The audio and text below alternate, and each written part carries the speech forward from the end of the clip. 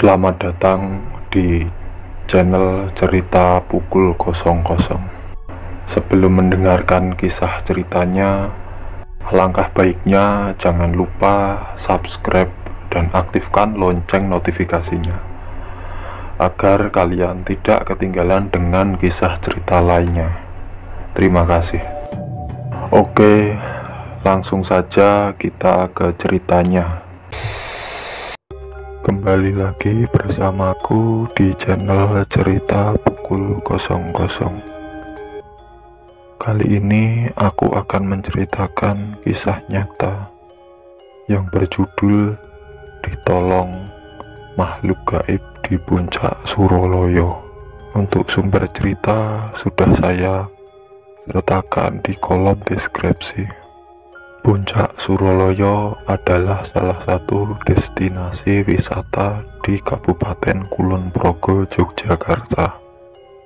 Berada di ketinggian 1019 meter, tepatnya di perbukitan Menoreh. Suroloyo juga jadi perbukitan paling tinggi di seantero daerah istimewa Yogyakarta. Pemandangan alam yang tersaji di Suroloyo pun ciamik. Kamu bisa menyaksikan hijaunya persawahan di Kulon Progo hingga secuil Borobudur nan jauh di sana. Namun di balik keindahan yang dipersembahkan Puncak Suroloyo, tempat ini juga menyimpan berbagai kisah mistis. Salah satunya dialami oleh salah seorang kawan yang saat itu mengalami kejadian ganjil di sekitar Puncak Suroloyo. Sebut saja namanya Gun, 20 tahun saat itu.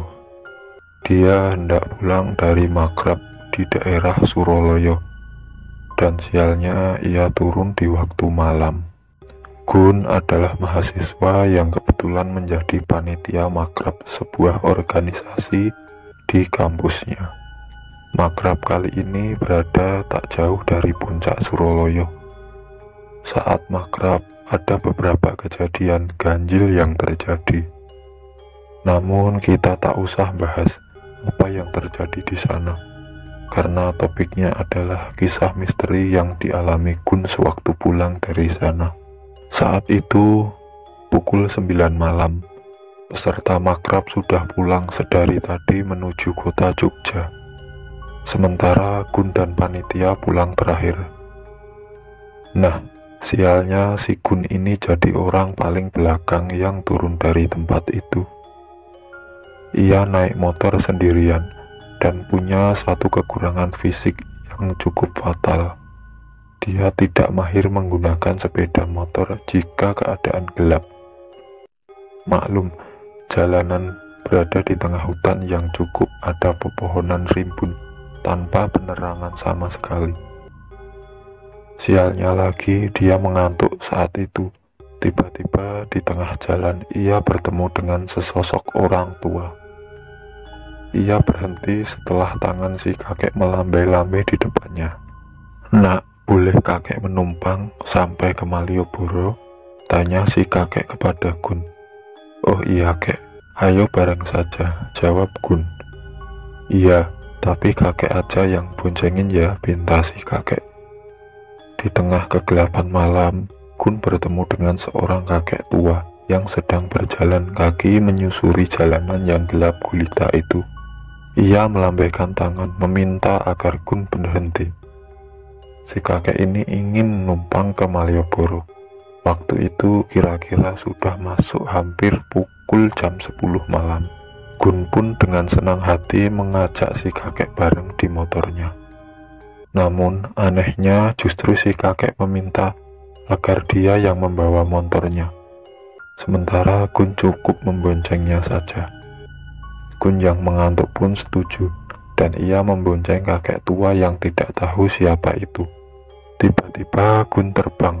Si kakek pamit dan berterima kasih sudah mendapat tebengan motor. Ia pun berjalan kembali. Gun terbangun di Monumen Jogja kembali. Saat si kakek pamit dan mengucapkan terima kasih, malam sudah sangat larut. Ia tidak sadar selama di motor tertidur Sampai di Jogja, hanya saja ia belum sadar bahwa peristiwa yang ia alami cukup janggal.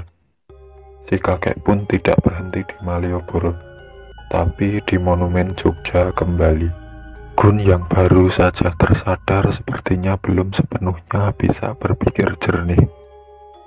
Gimana nggak aneh, ada seseorang kakek yang berjalan sendirian di atas bukit dengan tujuan ke Malioboro, sekitar 40 km jauhnya. Jam 10 malam lagi, mau ngapain coba? Keanehan kedua, si kakek memberhentikan Gun yang memang sedang mengantuk dan tidak mahir membawa motor. Ketiga, si kakek pun meminta dia yang memboncengkan Gun, alih-alih bonceng di belakangnya. Kemudian Gun bercerita kepada teman-temannya sesama panitia. Sontak saja kawan-kawannya ketakutan, dan Gun baru sadar bahwa kakek yang bersamanya bukan manusia. Apalagi banyak kejadian horor sewaktu pelaksanaan makrab. Hal-hal mistis itu makin membuat yakin bahwa kakek tersebut adalah jelmaan makhluk gaib yang menolong Gun, yang kebetulan sangat mengantuk dan tidak mahir membawa motor di gunung. Selama perjalanan sampai Jogja pun, bagaimana bisa Gun tidak tidur dengan nyenyak di atas motor? Kurang aneh apalagi deh.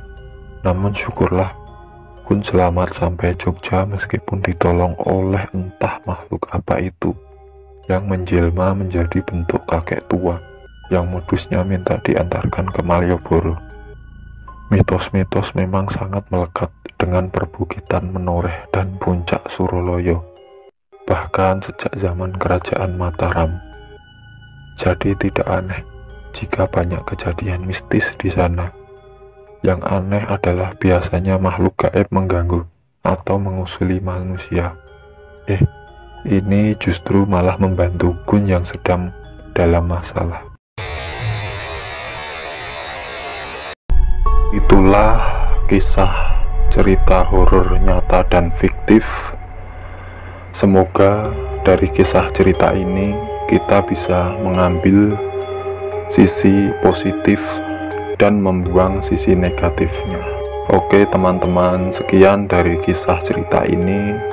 Semoga menghibur dan semoga cerita ini dapat menjadikan pelajaran berharga buat kalian.